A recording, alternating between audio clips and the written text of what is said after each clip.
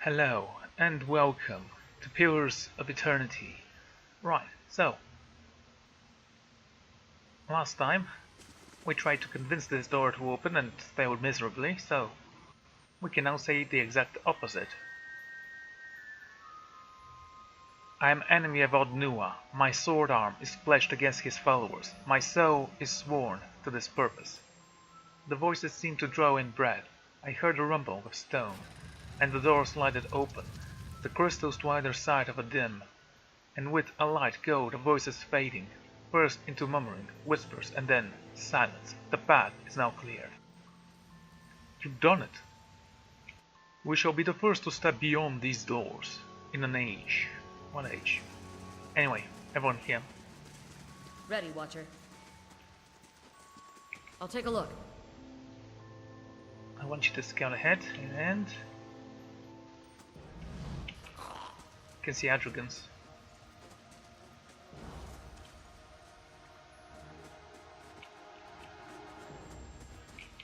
My bow's ready. After and eat him up. Okay.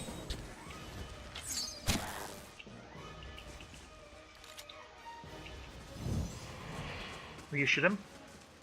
Take your time, I guess. Oh, apparently not. Everyone stay here. Hey, leave it to me!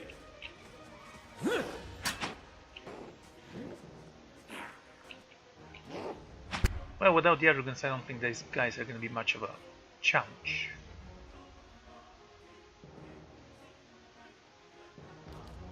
I'm here. Help him. Consider it dead.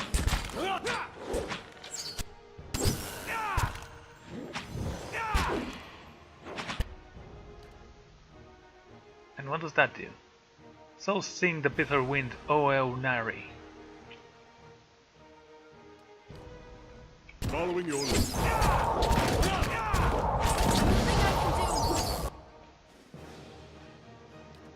Push them to now then.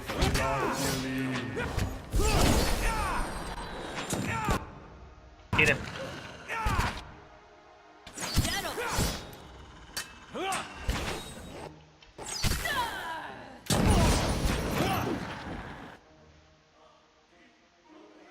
And here come the arrogance. Keyword.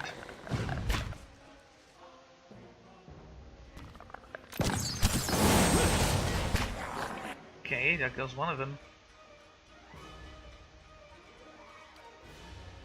Use this. Use this.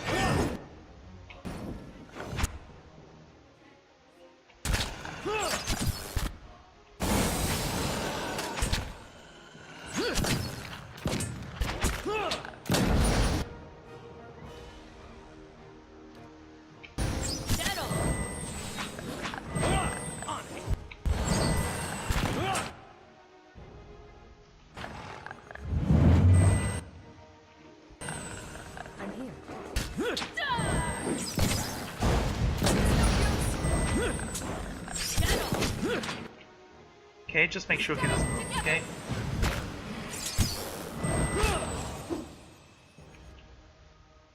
I need him dead. Thank you.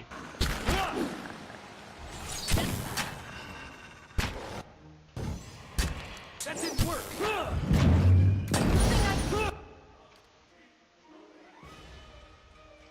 Disintegrate him. Hey.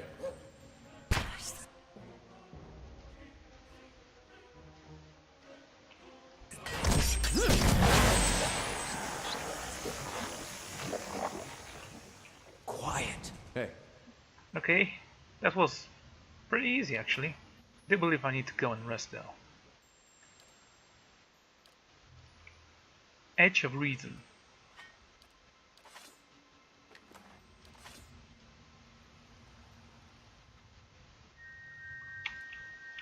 And ghosts. Wait, is it just one? Oh, that's gonna be funny. Also, there was a throne here. Nice try, but I think you missed.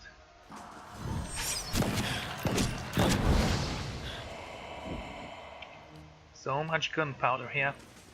Let's see what lies this way.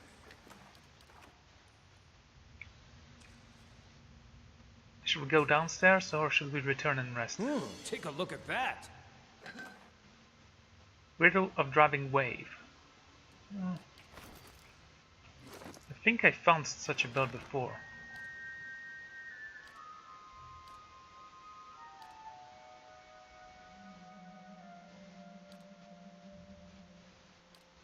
Need to clear that inventory up at some point.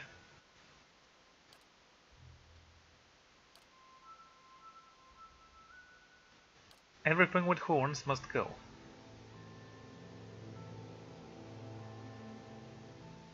Yep. Okay. Let's see what lies this way. Laying low. Fine, very slowly go in. If we get ambushed by ghosts, maybe we can take him out.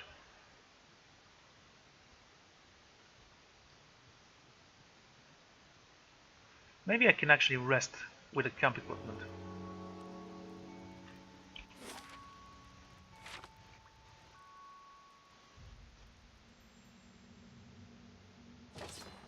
Is that the last floor? I bet it's before the last one.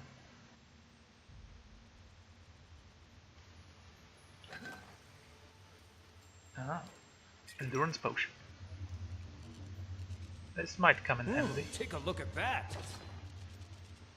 Another throw belt.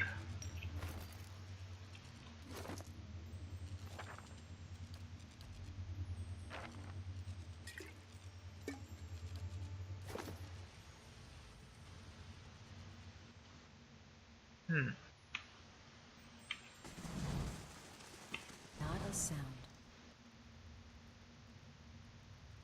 Ah, they should take me up.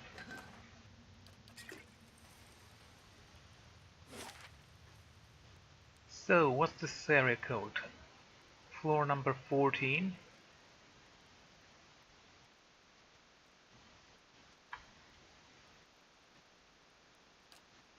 Let's go to Gadnua, rest there, and we'll come back here.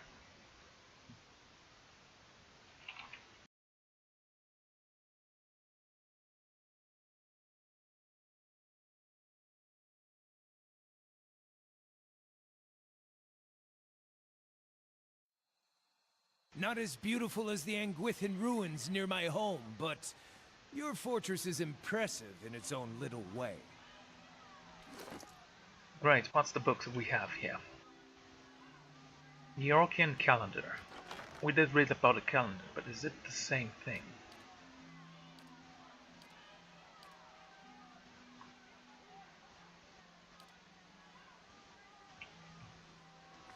Yes. Okay, let's read about this axe. Captain Vasilio's anger. Captain Vasilio was a pirate captain beloved by his crew for his sense of humor and notorious for his practical jokes. One day the crew decided to get him back. They pretended to mutiny and marooned him on a desert island for 2 days. They gave him one hatchet for splitting coconuts, knowing the small island had no coconut trees. When they dragged him back onto the ship, he was half dead of thirst, and the first mate offered him a cup of water. Vicilio gulped it down, only to realize it was salt water. He spent the next while vomiting on the deck, lacking even the energy to get up from the floor. The crew laughed at the spectacle, and Vicilio said afterwards, "There were no hard feelings." Oh, wow. But Vicilio was a changed man after this brush with death. He laughed with the men, but beneath the surface he was full of rage. It took him weeks to fully recover, and when he felt well enough, he used his hatchet to murder his crew as they slept. The hatchet is dark grey with a red coral growing in veins along the handle and blade. Some of Captain Vicilio's vengeful essence is thought to have slipped into the blade, and some killed by it are believed to have died, not from their wounds, but from dehydration. Ugh.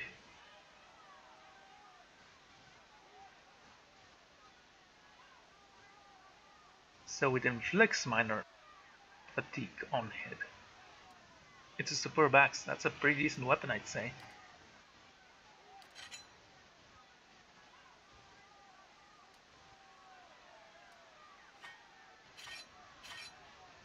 Considerably smaller than this one.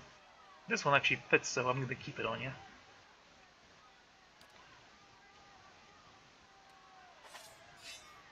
Slash and pierce. Okay, what do we have here? Ring of Thorns, Dexterity, Reflexes. These loop of tiny interwoven vines is stuffed with blackened thorns. It fits easily around your finger.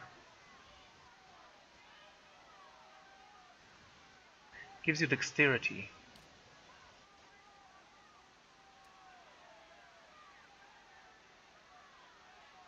This gives you Resolve. I don't care about the Resolve, just want to see.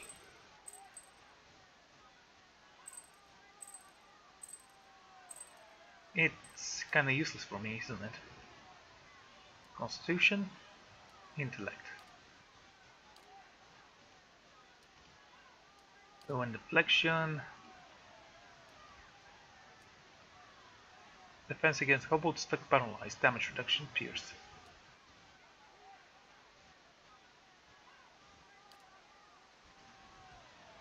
Mind the Ring of Protection, the Ring of Wonder. This is really a pretty decent ring.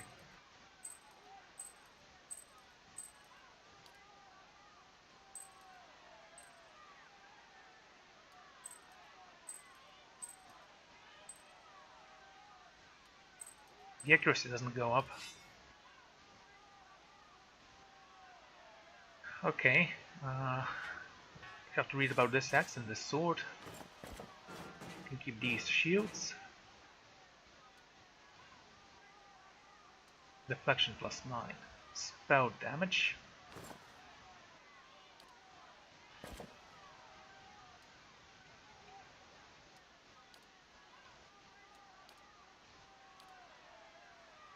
Really not that impressive. This won't help at all.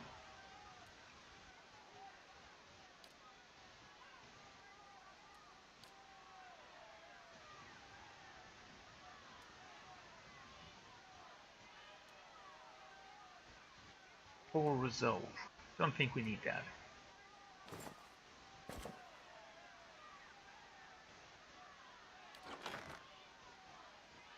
I was keep thinking about this armor.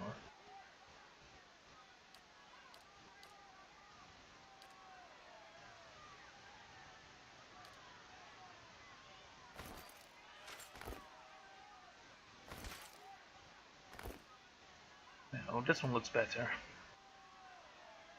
Anyway. Don't need that then. Attack speed +15%.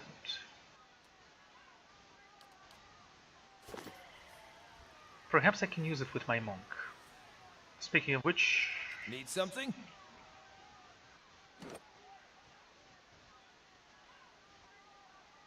Mechanics. Well, 13. And mine? Mechanics, 9.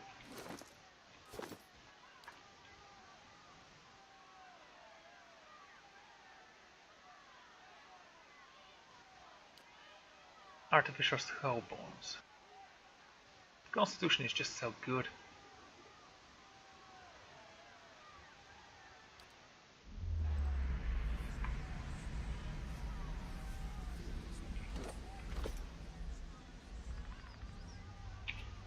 Okay, let's say we dismiss you. Meanwhile, watch your step. That was a mistake, actually. Mechanics 0.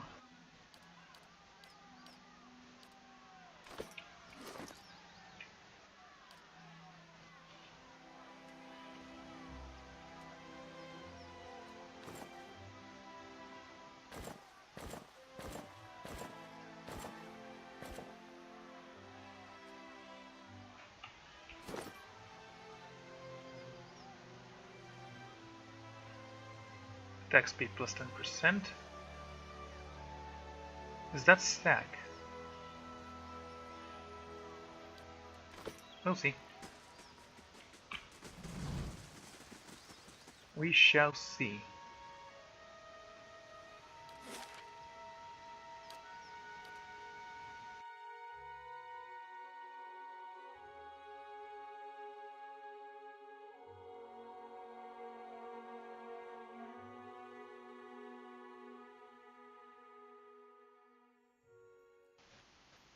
Okay, very slowly, guys.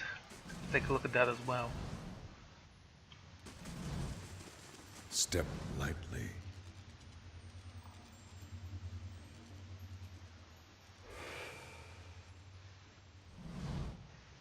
The shade emerged like a wound in the world, split on to reveal a hollow darkness beneath a wearing crown of shadow, light a gleaming mask bearing the visage of an old man.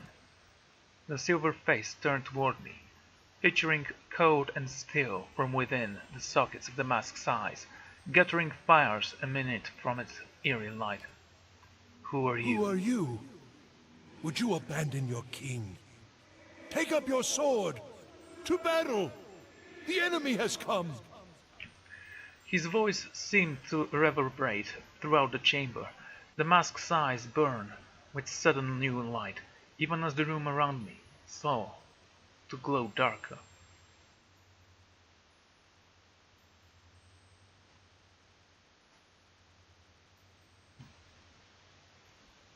I don't think there is a battle. It was lost long ago. This battle, and more. You are no lost soul of mine. No soldier. But you see them. What remains of them? As the Mad One did before you. As I do. My subjects. My people.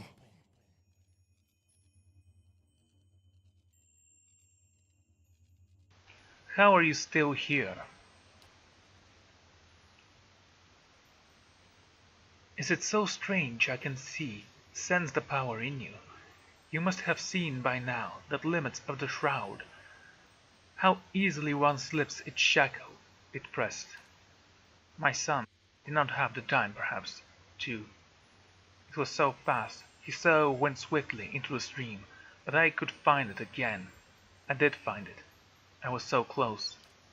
And then the invaders, the mutiny, traitors, all coming to smash the machine, the crystals. They had no thought for their lives spent, the process we had made to rip the soul from the reptile, to return him to my arms. I was so close.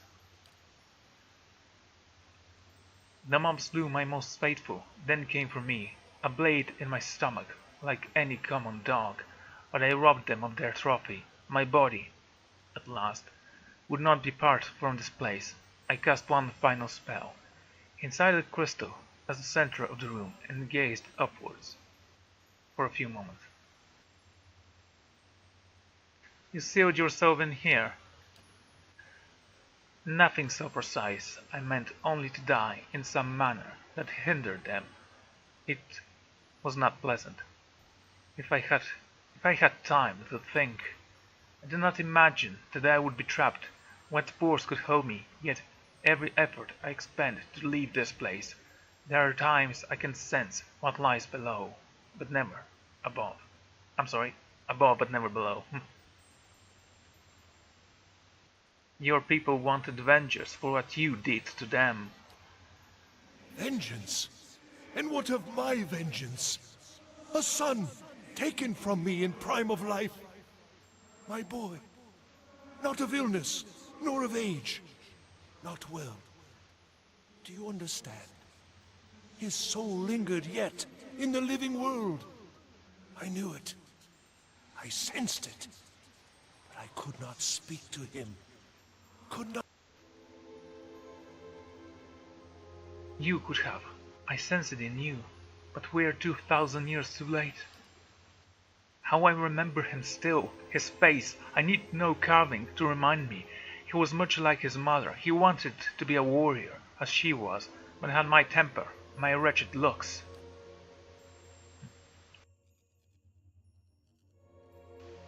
He brought up his fist wretched in wraps of shadow. I would have slaughtered the world to have him return to me. They are to have been honored to sacrifice their lives for this resurrection, to save their prince. You are pathetic. Before you is Nua, king in life, of great people in dead, master of nothing. What happened to this place? We sought the place where the veins of the world meet, where a soul might be drawn from the Adra, if we could find the means to keep the soul intact, to preserve its memory. We are so close. It is nearly done. My people, shaped from me, Titan, vast and wondrous in form, so that this might be worthy of the soul that will dwell within it. I have not looked upon it since. They will destroy all I have worked for. They will steal my only hope. We will allow the rabble to strike us from the world, to steal my son from me a final time. Up, soldiers! Up, conquerors of death! Keep them from the statue! Will you leave your lord to fight alone? There was a shift in the air, so pronounced as it set a prickle up my spine, but nothing emerged from the darkness. The echoes of old Nua's command faded. They have gone, my soldiers, or else they drift beyond my reach. You built the endless path. The endless path. Endless paths. 1,000 hands toiled to create it.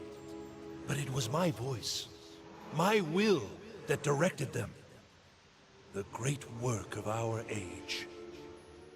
Okay, either have him fully voiced or don't voice him at all.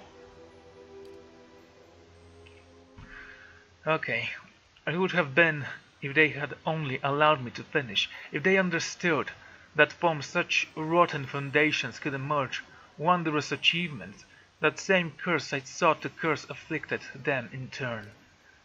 That my son might from one moment to the next be lost to me is abomination.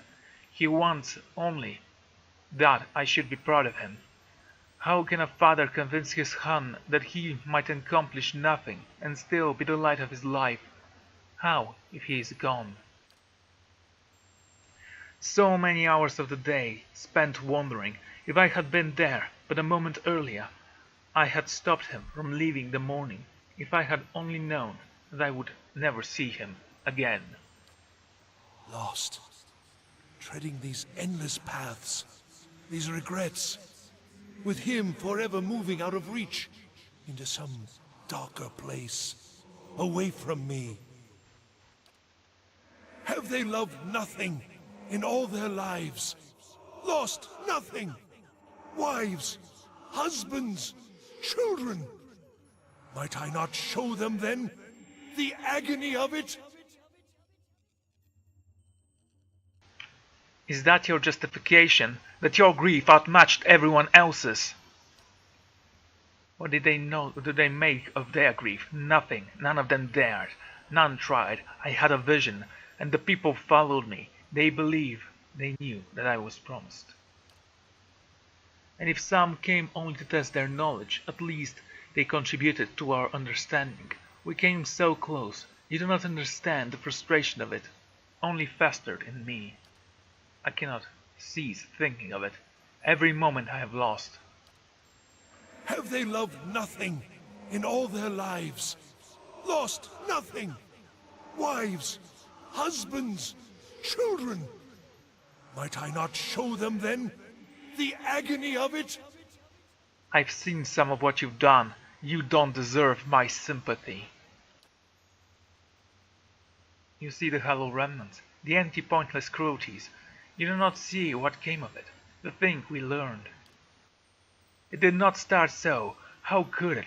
I was mad with grief. I summoned workers, mages, servants. We plunged heading into our quest. I could not see for tears.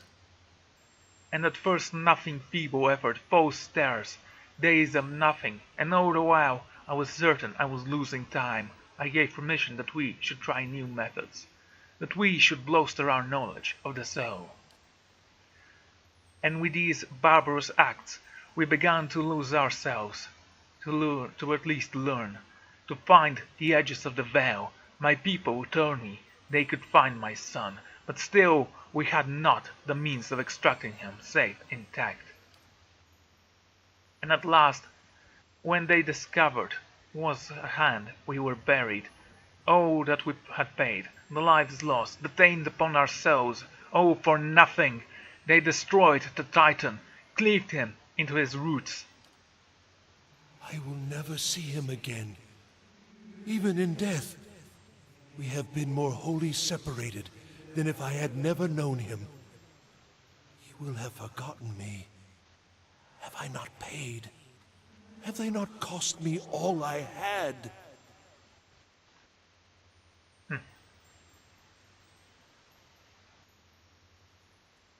It seems fitting that you are trapped here like everyone else.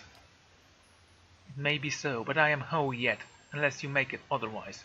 I will end you here, and then deal with whatever lies past those steps.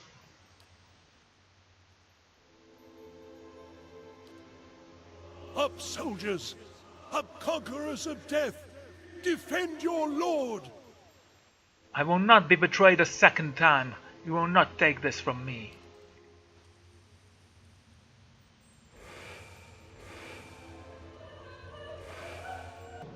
Oh. Andal, I haven't seen those guys before. Attack him.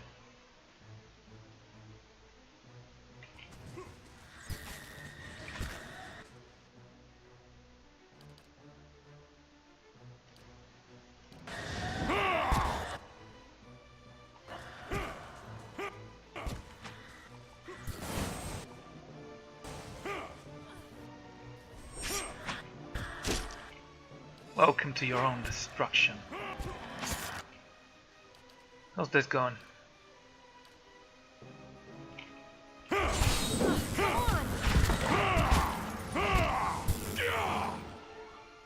Take him.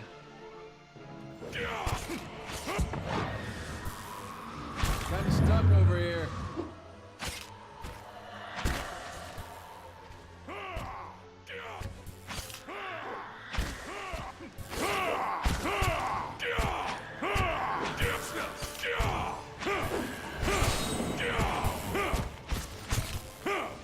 How can you not love this guy?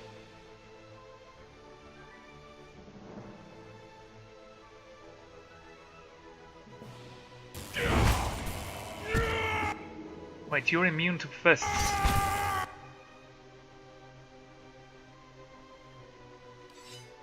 Get him. Leave this one. I want Adnua dead. I'm here.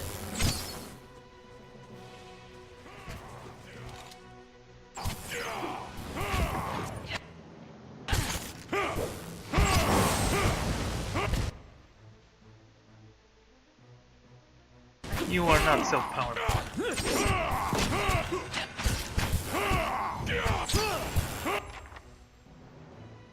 Take them out.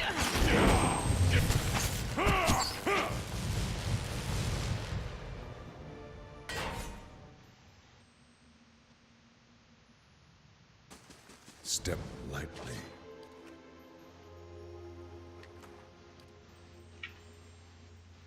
The shoulders of Moog, shroud of mourning. The rough texture of this feebled color of this cloak suggests that it is ancient.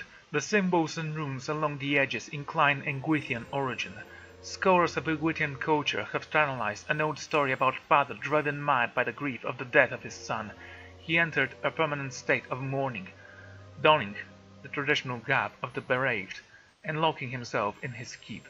The story suggests that he performed horrific experiments upon the living in an effort to resurrect his dead son. His mourning cloud were said to be infused with a power as a result of these experiments. Didn't even check what it does, actually. Step lightly. And so ends a life so pathetic that never deserved to exist at all. Let's take a look at this master below. How powerful is he, really?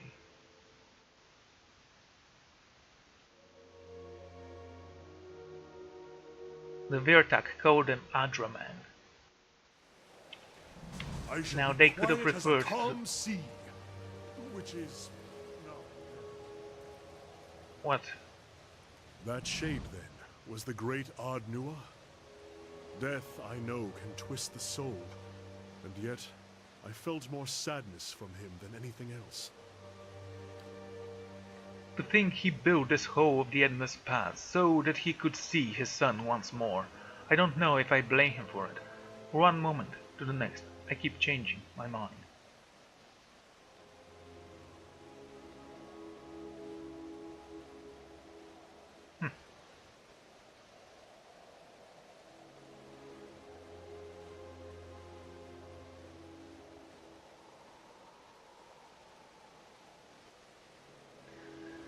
He was strong enough to try. That is more than any of us can say. It was an immense undertaking. I don't know that we'll see it like again, and perhaps that's what drew so many people to this place. Thank you for leading me on here. Was there anything I could do for you? How are you holding up? No need to worry on my account. You've enough to deal with. Tell me about yourself. What shall I tell?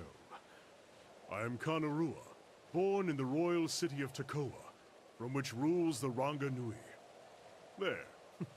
That is a solemn enough start. I am a lore chanter in the college there. Or at least a student of lore and a chanter both. Fair enough. Do you have any family back in Rutai? I have 5 older siblings, and my mother and father. My father's Kuromation, and favored my range Noi. It was he who agreed, and Gata, the great thief. I'm sorry, Gate. My 2 brothers have taken up my father's work, and my mother encouraged my sisters to sail. It leaves me free to pursue other things. There is wealth and knowledge just within the walls of the college, and beyond it, more than I could have learned in 10 lifetimes, but I can try all the same. What would you like to know? What made you leave the college? I was on the usual path at first. Theology, the traditions, when the Gate of Great Teeth was completed. It was all my father had hoped for. The greatest commission he had ever received. Sounds fair. But it was also a sign that Rawatai was changing, looking inward. Meanwhile, I was neck-deep in the writing of a dozen nations, marveling at all the things that lay beyond our borders. Oh, okay. I decided my 3rd degree would be in history. That is, studying ingredients. I'd be studying all cultures at once. I suppose I wanted to unify the truth. Like all those symbols and dig sites might be a message from me, from the gods, written in language I loved. Tell me about the lore chanters. My eldest brother thinks we spend our days in song, waving wealth from the flowers. But the truth is far less exciting than that. The college preserves what knowledge our people have gathered. I would have it said that the lore chanters are Rutai. For without them, we would have no beginning, no sense of how far we've come. We would forget ourselves with every generation. I'm only a student yet, but someday I'll return and tell the keeper what I've learned, and she will add my verses to the chant. What would you like to know? What is the Gate of Green Teeth? Much as it sounds, a maze of walls, like teeth, some natural terror. It sits outside the city and guards Takova. From invaders and storms, the storms have always been more trouble, and returnary and angry titans throwing themselves against the Rutai's shores. Invaders I'm not sure about, but perhaps I'm like the man who, being dry, throws off his raincoat during a storm. So my mother would have me believe. What would you like to know? And what is Ranganui? A king, our great king, ruler over all of Rutai. He led our people well, and he has treated my family very well. My father and he are great friends, as much as one can be friends with a king. Tell me about Rautai. Ah, Rawatai. Shall I describe the pearl-white sands, the sapphire waters, the multi-hued tiles of the rooftops, like a mosaic upon the coast? Sorry. You can draw me a picture. Tell me about the kingdom of Rautai in general.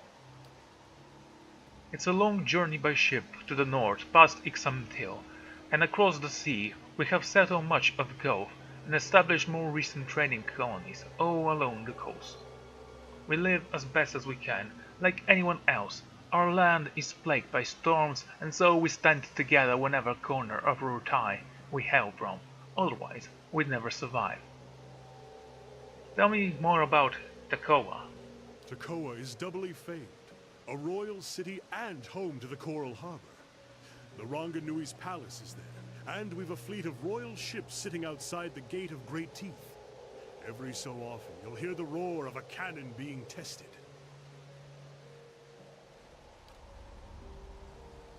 Oh, come on. The finest ship in Rotai, and so the world, are anchored there, and some of our brightest minds toil away at the artillery. My mother, for instance. Myself, I have no talent with gunpowder. But you did arrive with an aquabus, didn't you? Takoa is also home to the Lore Colleague, of course, and we get great many people traveling long distances to speak with the Lore Keeper, or else hear the chants and pursue the books. At least, that is how it was when I was younger. Things were a little different when I left. How so? You might say that the winds are changing. The Bahari, they are traditionalists, in a way. The Ranga, Nui's son, stands among their numbers. Talk at the dinner table has changed from how far the fleet of Rutai ships might sail to how well defended our borders are, how far we have turned from the old ways. Then talk turns to Baring, Adrian and Valian merchant ships, and things were difficult. When I left, there was much arguing among the elders. I trust the king has kept the peace, but I worry sometimes that things have taken a turn for the worse.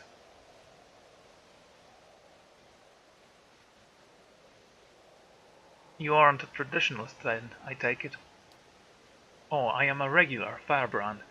If you ask the other chanters, I don't see why I can't appreciate our traditions and chart a better future, but so goes the debate. Sounds like you miss home. Some parts of it, yes. Those silver cliffs, the sea, those least not ones that can change.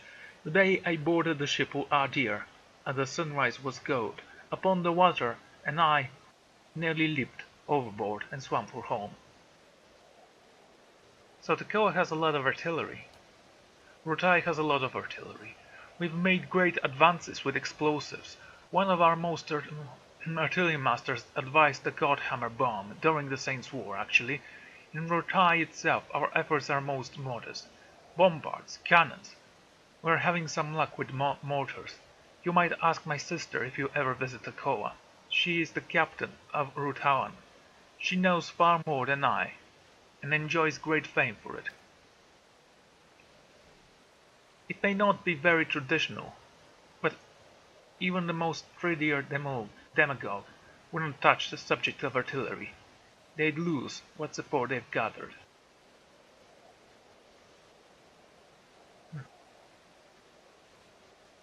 Do only Amua live there? Far from it. The Amua arrived more recently, and from greater numbers, but others have joined us, so long as they call themselves subjects of Ranga and Nui. Some of my neighbors are Orlans, for instance. Fine people, though. They care little for the sea. People here say coastal Amua are cruel people.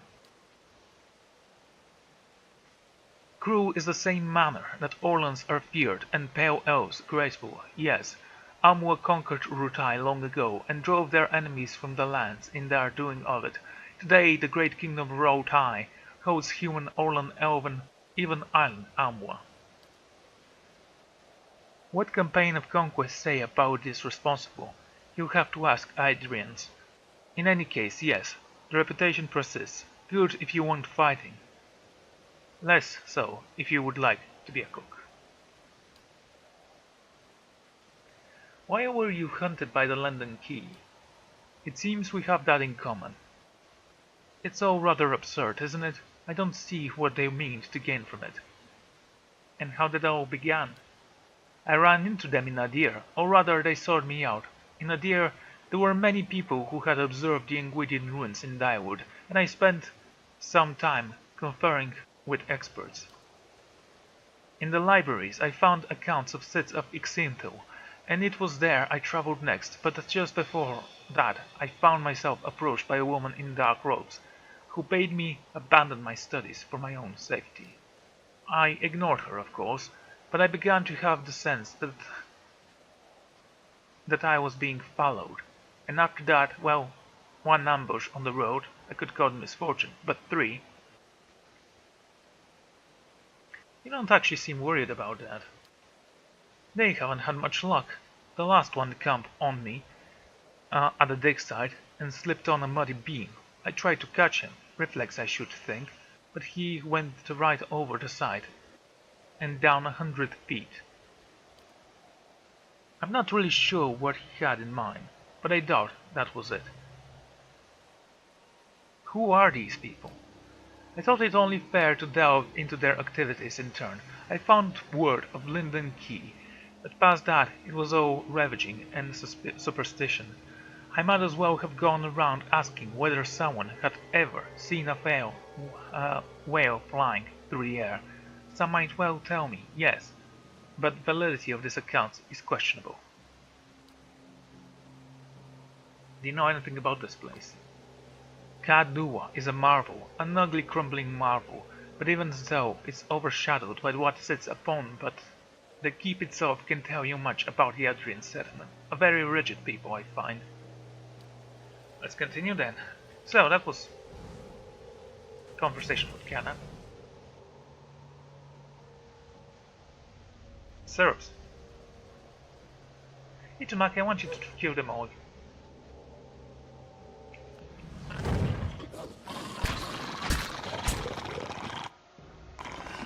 Brave thou be lost you. And yeah. Detonate.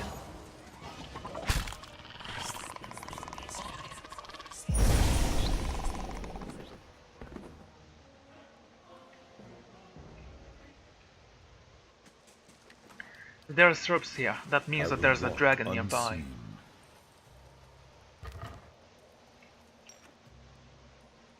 Warm air passes through the aperture. Okay.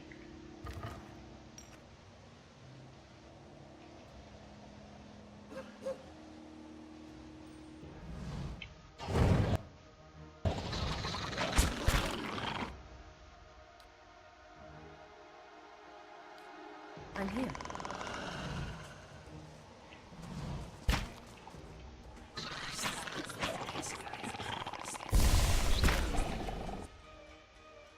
Really?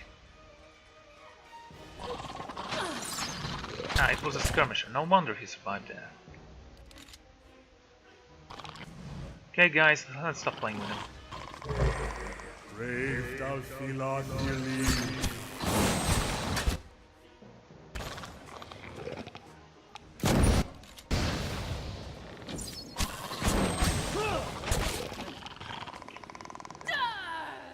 Yes, this sound is still quite annoying.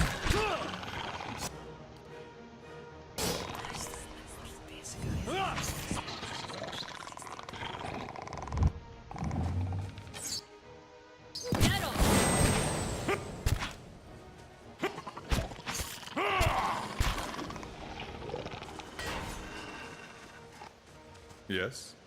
Let's see what lies this way.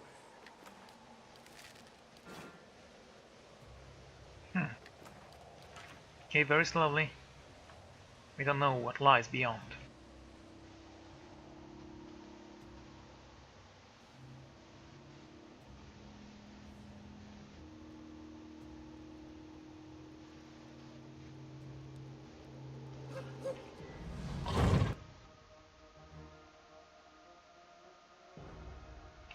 I'm here. Brave thou be lost Yliel.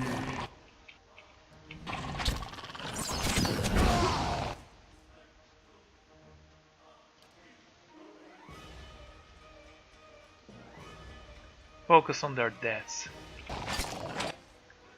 Yes.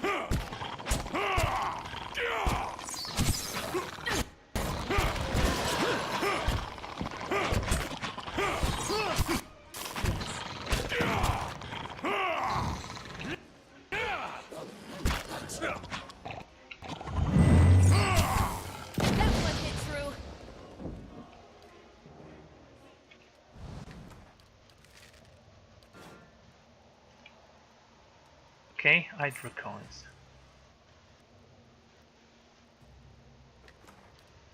Before we continue ahead, let's seek out secrets here. I was wondering where the rest of him was.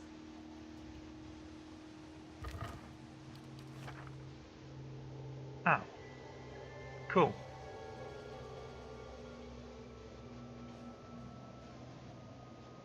Yeah, we'll take a look at that in a moment.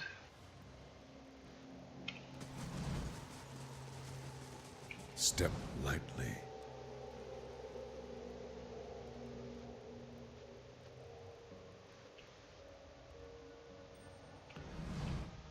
Take him out. Great.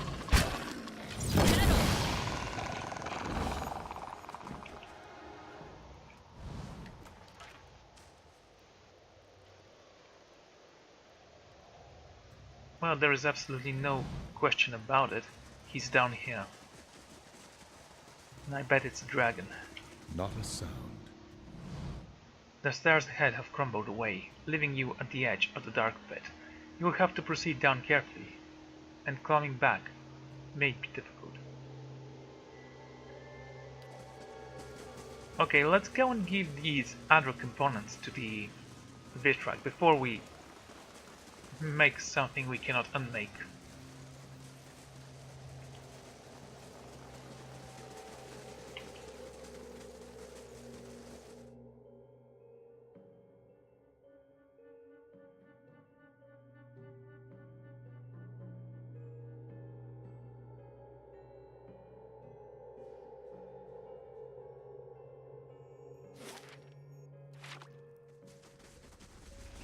Huh, alright, I killed this guy and forgot to loot him after we killed the rest of them.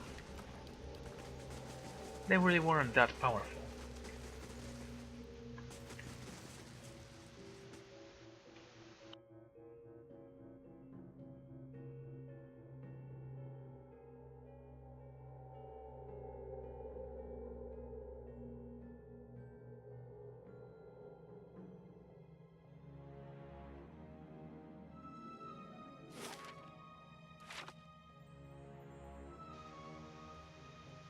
Alrighty.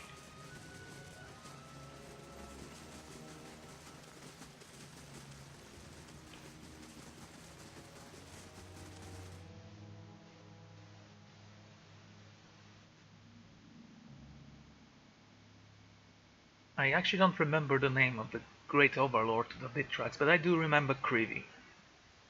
Such a cool name, Creevy. Let's see what lies this way. I bet this guy's gonna attack me now. I'm here. Hey, It lives, and it stinks of dust and old sows. Does it have the Adra attack at once?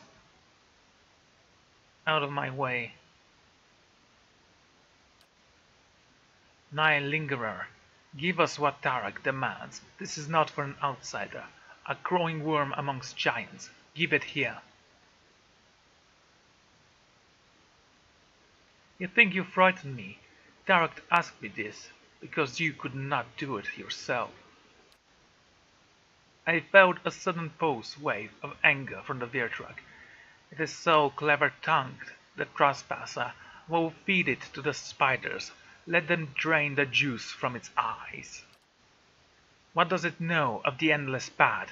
It walks them but a little while. I use trickery to pass the Adra man. And this is as far as you go? I did this for the sake of your people. Are you really so selfish that you'd risk that just so you can take credit? The Vitrak hissing. It knows nothing. It speaks nothing. Give me the Adra. Kestric, animal speaks sense. What is the mouse with his cowder whelping?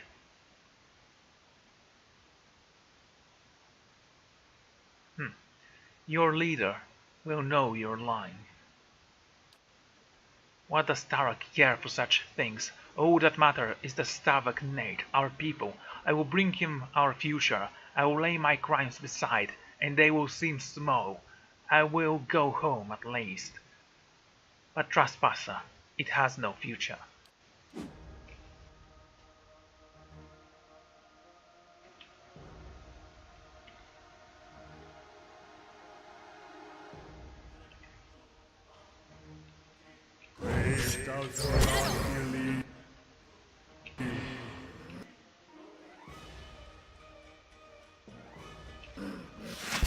Not to alarm Oh, that you, was but fine. I'm slowly dying.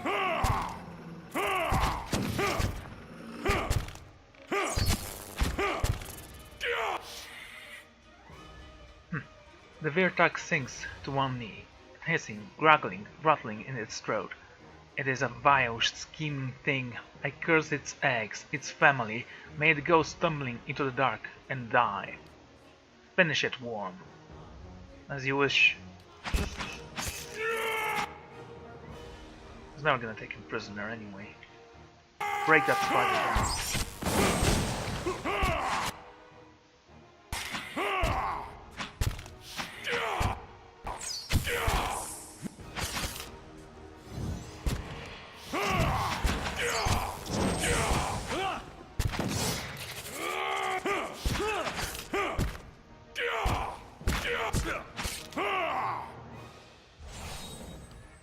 Good.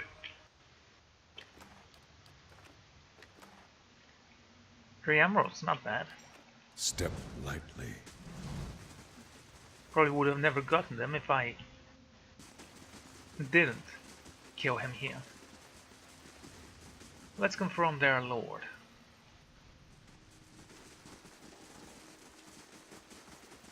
You better have something good for me.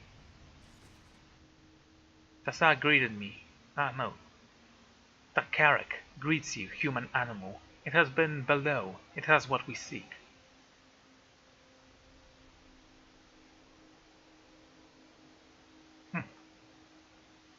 Your scouts attacked me on the way back. Is that how Vertrak think those who helped him? Tarsak sees, is sorry for what Korsic does. Is protecting Nest many years from many things. Human is not being harmed, the Sack hopes. I have all the other samples. Then Vertrak owes a great debt. With these we study, learn master's secrets. We make studies greater than owed. Dead master of Hollow Place, Staklar, Nareth, will gleam like the sea. Vitrak thinks you, is having coin is custom. Vitrak have coin of many ages, will give you many. If human animal goes still into deep place, should talk to Krivi. Krivi has supplies, will help.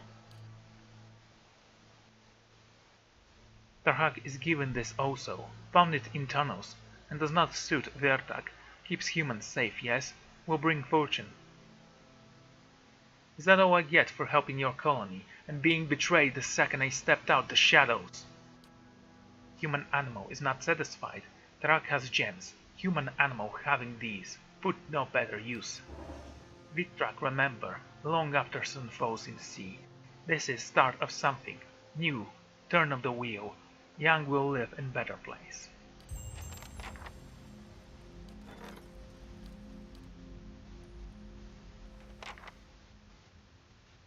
Oh, we lost 14 gold. That's the first time we actually lose so little gold, I think. Not a sound. Krivi, let's talk to you, mate. This is no longer stealing, apparently. Adrian Tong still welcome. Is needing something. Your leader said I could have some supplies. Yes, Tarsak is saying you help us. Krivi is collecting supplies. Adrian Tong can see. Oh, we still have to pay for them? Okay. So this is Drown in Spring. A legend of the living land speaks of a marvelous and dangerous garden, watched over by 4 guardians, Northern Wind, Southern Gale, Western Sun, and Eastern Moon, to protect the garden from those who disturb its wonders, and to protect helpless wanderers from the ravenous beasts and carnivore plants. Within the gardens, diverted travelers with their respective domains, frisked and buffering winds, glaring daylight and the darkness of night, 3 would stand alert each season while 1 guardian rests. It is said that the western sun summons down in springs, each year after awakening from some winter slumber.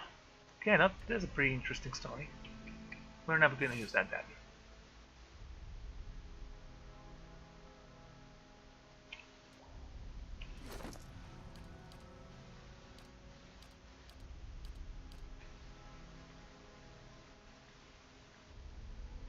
The Wind's Arm, a strong two-handed.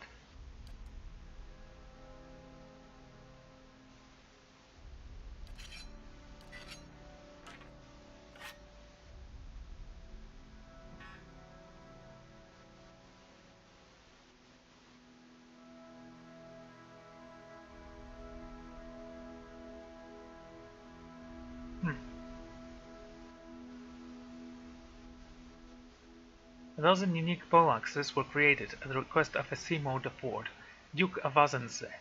To equip this royal bodyguard, each was meant to pay tribute to one of the governing factors of the Mertang fortune. Additional poleaxes were made in honor of the rain, the stars, the sun, and the waves. And other symbols, of course.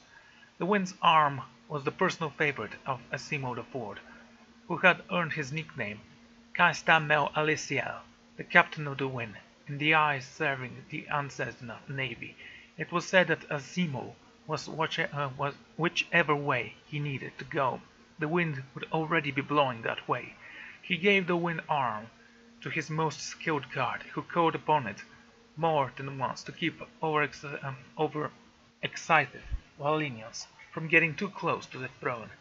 The poleaxe is made in image of the wind itself. A face is engraved on the axe head, blowing wind outwards along the curves of the blade. The grain of the wood itself is not vertical, but rather sweeps around the ash-gray pole. Cool.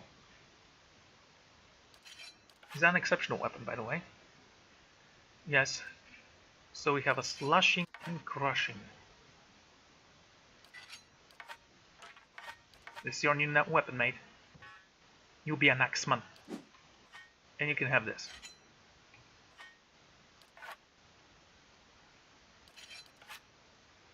Accuracy isn't bad, on this weapon at least.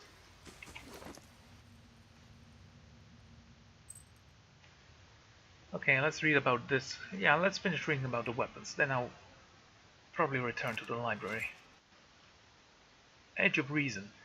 Edge of Reason belongs to a barbarian from the Deadfire Piccolo who loved the rush of battle. Each strike against his opponents renewed his strength, and each victory only withered his hunger for further bloodshed. He killed his foes slowly, releasing an ebb of trickery and their life, and drowning might from their terror.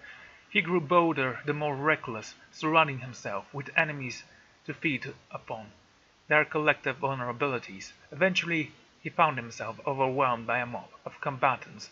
Not even his furious attacks were sufficient to sustain him.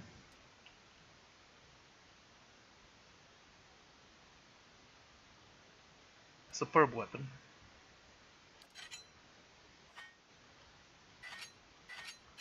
You want to wield two axes? That looks cool.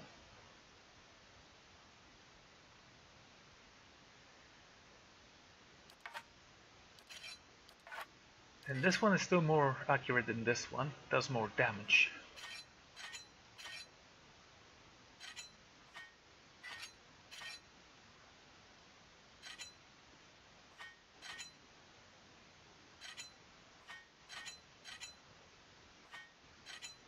I see.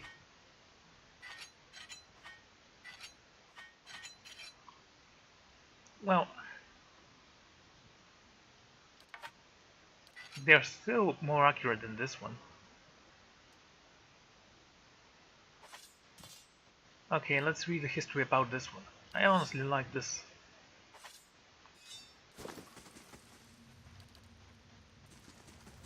Oh, look at that. Dual-wielding fire sabers. Cool. This saber has posed a mystery to historians and weaponsmiths for 2 centuries. It was recovered from an Ingwidian ruin, but almost all experts agree that it's far younger than any of the artifacts left by the ancient civilization. Yet no one has been able to explain the runes of the blade, which are unmistakably Ingwidian. One fact on which all have agreed is that this is a formidable, if poorly understood, weapon.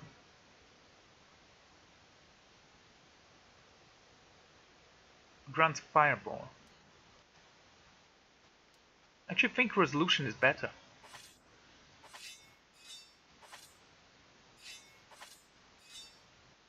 Yeah, you can keep both of them now, I guess, for now. This might change later. Okay, we have 2 more weapons. Vitarina's Leaves. Retsaren's fairy tale tells of a blacksmith who was traveling alone the woods. On his way home from a distant village, the wheel of his wagon broke and he had to make camp and repair it. During the night, a pack of hunting stragglers ventured into his encampment, and he hit something in the trees. Just as one of the beasts picked up his scent, a Delegman stepped out of the corpse and in front of the blacksmith. The stragglers soon lost interest, and when the blacksmith had recovered from his terror, he thanked the Delegman, Vierin, and begged to know how he could express his gratitude. Christ obeyed him, forgot about her, and continued on his way. But seeing the man's zeal, she finally relented. Enemies enrocked on my woods, she said.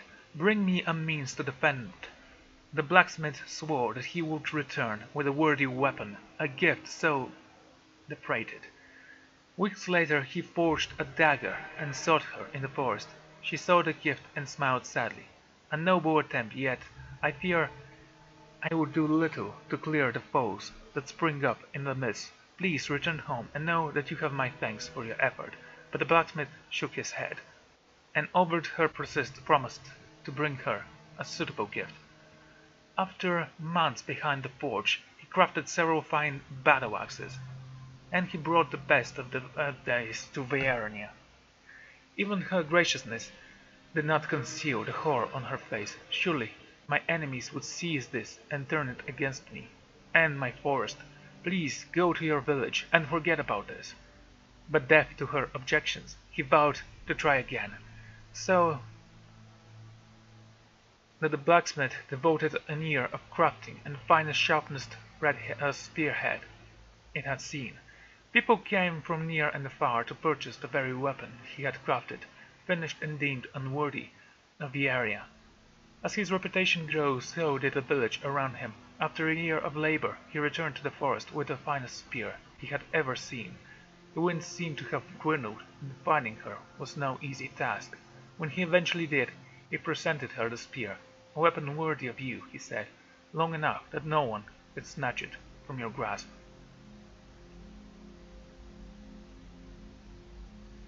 But she recoiled from the wooden pole. I could not defend myself with bones of my own fallen trees.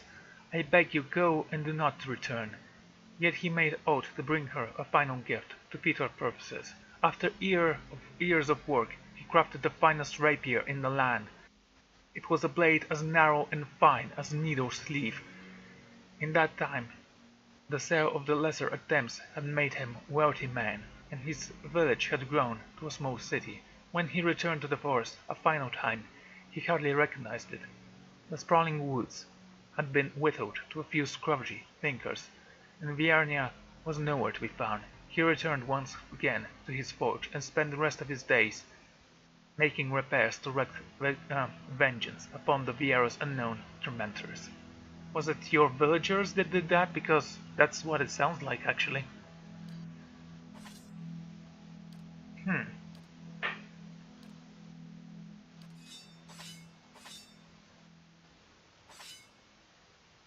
You know, this rapier isn't that great.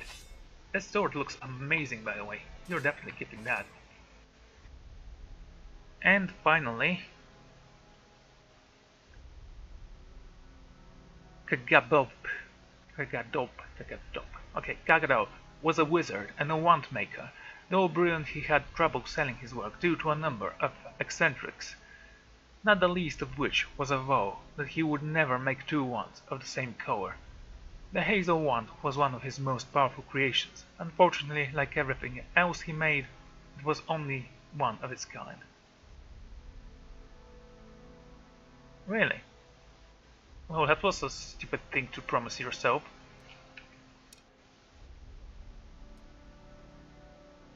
Bout of the Stagler.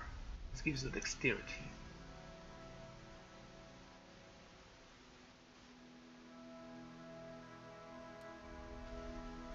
Dexterity. Do I need dexterity? This gives me endurance per 3 seconds.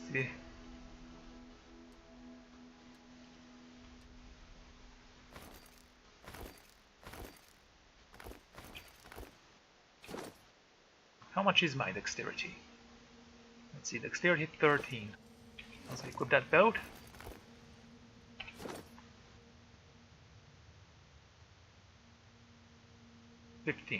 Constitution is 13.